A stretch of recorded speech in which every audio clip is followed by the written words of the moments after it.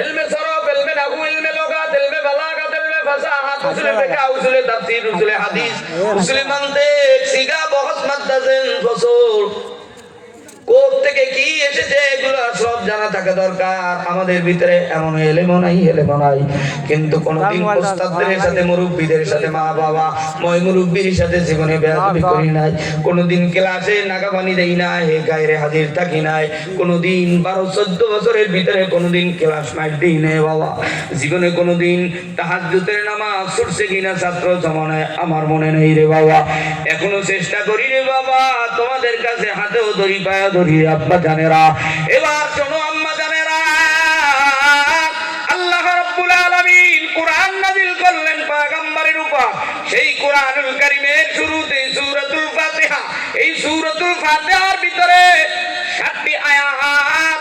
একটু দেখুন কয়টা? 7টা।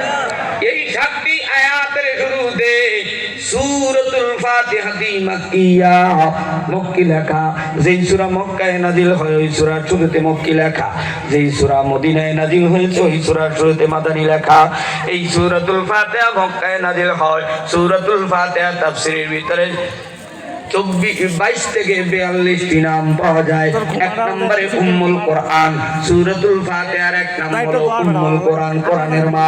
দ্বিতীয় নাম হলো সূরাতুশ শিফা, তৃতীয় নাম হলো সূরাতুস সালাত, চতুর্থ নাম সূরাতুজ জিকির, পঞ্চম নাম সূরাতুল কানজ, ষষ্ঠ নাম সূরাতুল ফাতিহা। এভাবে 42টি পর্যন্ত নাম তাফসীরের কাসিরের ভিতরে পাওয়া যায়। রুহুল মানি বাইজাবির ভিতরে তাফসীরের 50টি কিতাব রয়েছে রে বাবা। সব কথা বলার সময় নাই।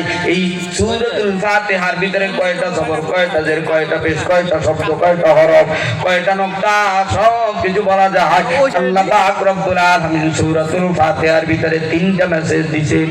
এক নম্বরে তোমরা যারা আমি মালিকের দিদার চাও, যারা আমি মালিকের প্রশংসা করো, একটু জোরে প্রশংসা করো না মানে আরো জোরে।